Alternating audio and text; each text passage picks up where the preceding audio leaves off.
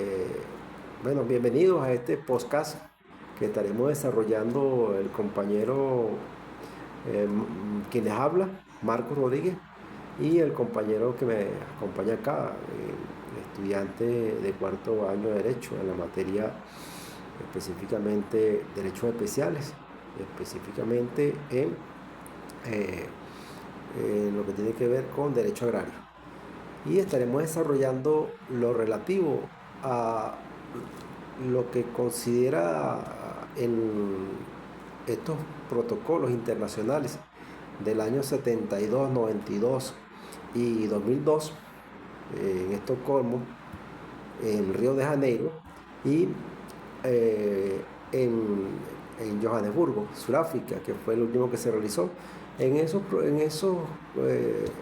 conferencias internacionales sobre el ambiente y el desarrollo sustentable se han tratado temas muy importantes, en donde Venezuela ha hecho importantísimos avances a partir del año 72, cuando se crió, en este caso, la ley orgánica de ambiente, y se crearon los tribunales especiales en materia agraria. Han ocurrido significativos avances, no podemos negar esos avances, pero esos avances no se pueden dar si dentro de lo que es la política del Estado, en este caso, no se establecen planes de manejo especiales en zonas de protección, sino el control y seguimiento. Pero también es importante lo relativo a lo que es la educación ambiental, la generación de conciencia, no solamente por el Estado, por sus representantes o funcionarios administrativos que se rigen por la ley orgánica de la administración pública, o también por el sector privado, las personas jurídicas, tanto del sector público como del sector privado, y los ciudadanos comunes, o la defensa de esos derechos ambientales, por la sostenibilidad y el desarrollo sustentable, para resguardar por parte de quienes estamos en este mundo actualmente, y para las futuras generaciones, desarrollar economías sustentables bajo una serie de principios que establecen estos acuerdos en materia ambiental, en esos tres acuerdos o tres conferencias internacionales sobre el ambiente que acabo de mencionar. Eh, También es importante diseñar, destacar y orientar que es necesario, por ejemplo, en COGEDES, hay ciertas experiencias de las medidas que se han tomado con ciertos y determinados casos particulares. Yo particularmente en mi presentación de este podcast, que es para entendimiento y desarrollo de todos los que nos escuchan, el relativo a la empresa Refor 2, que es una empresa reforestadora que ella solicitó ante la sala de casación, ante el Tribunal Superior, en este caso, una solicitud de suspensión y unas medidas cautelares innominadas, en virtud de que había sido afectada por una decisión que tomó el INTI en el año 2010 en el estado Cojedes específicamente. Pero esta medida fue negada por el tribunal, esta solicitud realizada. ¿En virtud de qué? Porque estaba violando flagrantemente lo que dispone la normativa ambiental respecto a la preservación de la flora y la floresta y en este caso forestales. Y estaba generando un impacto de deforestación en ciertos sectores,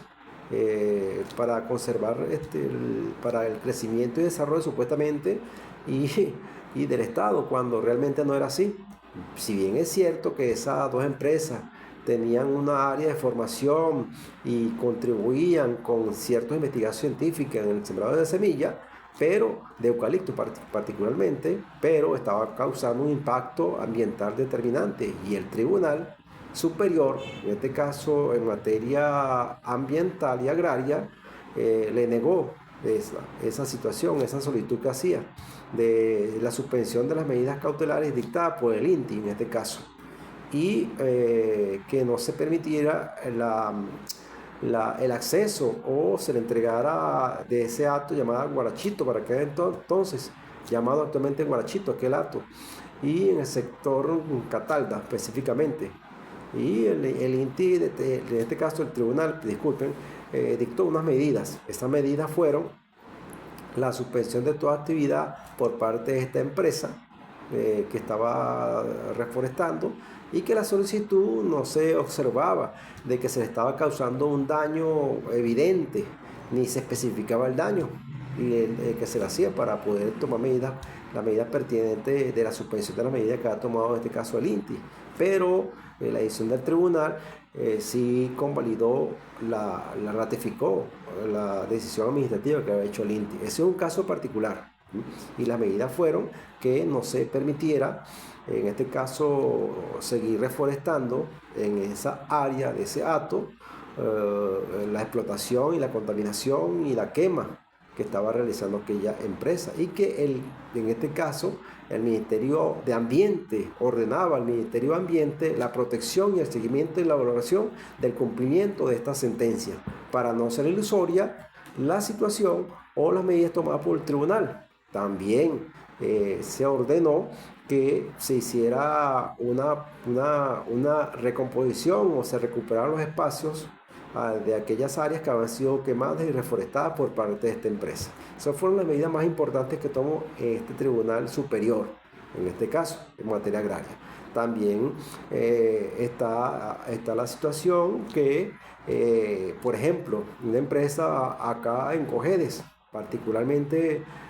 cerca de la zona industrial, al final de la zona industrial, en el sector del Retazo 1, 2 y 3, no sé si recuerdan ese caso emblemático en donde estuvo para aquel entonces el Ministerio para las Comunas, creo, y el Ministerio de Ambiente articulando responsablemente como corresponsables con la comunidad a una situación de allí que tiene que ver con lo que establece la ley, el derramamiento de sustancias tóxicas peligrosas que penetraban al subsuelo, donde estaba un afluente de aguas del estado Cojedes, en este caso de San Carlos, que por ahí está el principal afluente de aguas subterráneas, y eso estaba causando un daño. Esa empresa llamada Penco dejó en abandono esos tambores allí con productos químicos pesticidas que causaban un daño y el tribunal dictó en este caso una medida de protección. Incluso las medidas de protección que dictó el tribunal se basaron en la violación flagrante a la normativa ambiental, porque estaba causando un daño al desarrollo sustentable, al desarrollo armonioso del medio ambiente, de los recursos naturales renovables y a un elemento muy importante para el ser humano, que es el consumo de agua potable, que estaba en el subsuelo de ese sector del Retazo 1 y 2, pero también había otras situaciones particularmente allí, que era la situación que ese sector era una zona boscosa, una zona forestal, establecida por una empresa, el CONARE, de árboles, y eso también afectaba por el crecimiento demográfico. Ahí hablamos de que cuando se hace una política por parte del Estado, se tiene que tomar en cuenta que ese desarrollo sea sustentable y no impacte al medio ambiente de manera negativa, con lo que establece el artículo 127 de la Constitución y 129 sobre los planes, un plan de impacto ambiental previo para que esto no perjudique, en este caso, sea por el desarrollo urbanístico o sea por el desarrollo de fincas, hatos, de predios, de carreteras nuevas que afecten el suelo y el subsuelo, donde se desarrolla la actividad humana en el área económica, para que sea eso es lo que definimos nosotros, la movilidad sostenible, como establece la misma Ley Orgánica de Ambiente. Ese es un otro aspecto. Ahí el Ministerio de Ambiente dictó medidas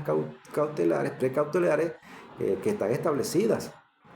en este caso, a través de los tribunales y el Ministerio de Ambiente, que fueron organismos que participaron en esa situación, y dictaron medidas cautelares, particularmente según lo definido en el artículo, en este caso 5, 6 y 8 de la Ley Orgánica de Ambiente.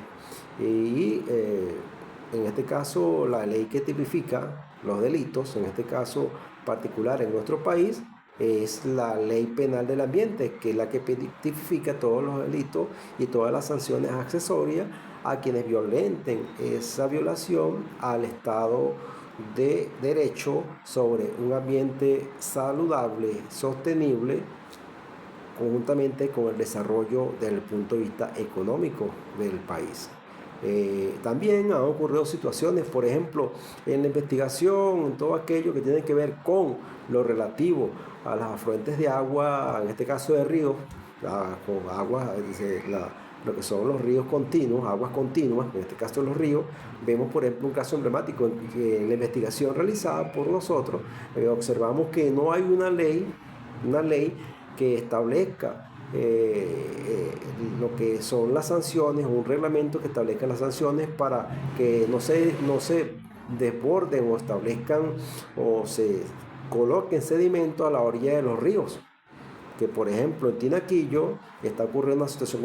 como tal, porque se están arrojando escombros para ampliar un parador vial, pero que hablando del derecho comparado, en otros estados sí existe, en Colombia, en Ecuador, en Perú, y en todo lo que es los países de Sudamérica, del Cono Sur, existen normativas que regulan eso. En nuestro municipio, en nuestro estado y en nuestro país no existe. Ese es un factor determinante en donde la sociedad, lo que es la participación, lo que es la participación, la formación y la educación ambiental son mecanismos que se tienen que desarrollar como establece la ley de ambiente y para establecer medidas como establecieron en el caso de Penco, en el caso de la reforestadora. Establecer medidas de educación ambiental, pero que quede conciencia en los ciudadanos y ciudadanos. Y dentro de las medidas de aplicación y las medidas precautelares que se deben dictar es la generación de conciencia del perdedor en una causa. En este caso, vamos a decir de otra palabra, el perdedor no, diríamos del vencido en una causa o un tribunal, en este caso agrario, que es el tema de discusión en este podcast. Se debe desarrollar ese tipo de herramientas para la formación, la preparación, tanto de las comunidades, en este caso las personas jurídicas, de sus representantes, porque también ellos en función de las actividades que hagan, actividades productivas y económicas, también pueden ser sancionados con prisión, como establece prisión, arresto o penas, en este caso que van desde las 100 unidades tributarias a las 1000 unidades tributarias y 10.000 unidades tributarias, como establece la misma ley penal del ambiente, que es la que tipifica los delitos en coordinación con lo que es el Código Orgánico Procesal Penal de Venezuela. Eso es parte de esta pequeña entrada de lo que es el podcast en materia de las medidas precautelares, como sabemos, que establece la misma ley penal del ambiente y que los tribunales de primera instancia, en este caso el Tribunal Superior Agrario, por ejemplo, del Estado Cojedes, o que en este caso, que es una materia especial que se trata en los tribunales agrarios, toda la situación relativa a lo que es el desarrollo, el impacto del medio ambiente y las actividades económicas y productivas que pueda hacer el hombre en la sociedad. Porque como venimos desarrollando, para bien o para mal, por ejemplo, el Plan de la Patria, recordamos esto, que el quinto objetivo histórico hablaba de la preservación de la vida de la especie humana en la Tierra.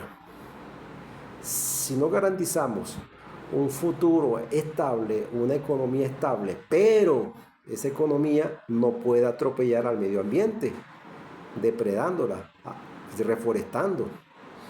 y aplicando actividades económicas que impacten en el medio ambiente, que si bien es cierto son sancionadas como establece la ley penal del ambiente en su artículo 5, 6, 8, 9 y 10, y como lo establece también que los tribunales de primera instancia, segunda instancia y los tribunales superiores tomar las medidas precautelares en cualquier estado que se encuentren, puedan tomar medidas precautelares en función de antes de la sentencia, como pasó en el caso de la empresa Reform 2, en este caso compañía anónima, que se hicieron actuaciones especiales antes de la finalización del juicio. Son situaciones que no pueden seguir ocurriendo, que se contaminen los subsuelos con sustancias químicas, con productos químicos como pesticidas, o no se aplican normas, por ejemplo, como establecía hace un momento, con respecto a lo que ocurre, que no existe normativa que regule la situación de la colocación de escombros en las márgenes de los ríos. que son vitales para la preservación y el consumo de agua potable en los principales embalses. También está otra situación muy particularmente, otras medidas que también se dictaron, por ejemplo, en otro estado, en el estado Carabobo. Por ejemplo, también el Ministerio de Ambiente tenía una situación con una autoridad única de ambiente para regular la situación del lago de Maracaibo y lo que llamamos la sostenibilidad, en este caso, de la movilidad, que es el crecimiento demográfico en exceso. Por ejemplo, en la cuenca del lago de Valencia ocurrió una situación similar. Allí el tribunal, en este caso el TCJ, dictó medidas contra la hidrológica nacional, en este caso, en virtud de la situación que ocurrió allí. Tuvieron que la empresa constructora, en este caso,